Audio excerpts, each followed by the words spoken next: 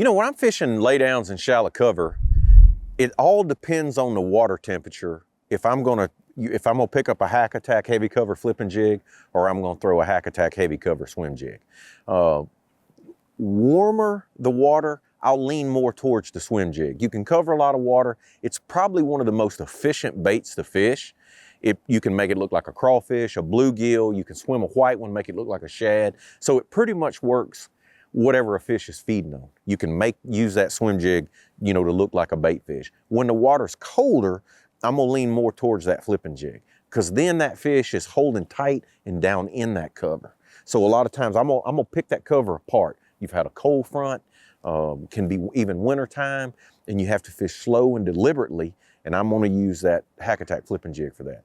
But when it's a little warmer, or it can even be a situation where it's been cold and you get a few warm days, and fish have a tendency to float when that happens. If we've had a long cold period, and then you've had 2 or 3 days of bright sunny weather and no wind, that top layer of the water will start to warm up, and those fish like to come up and suspend.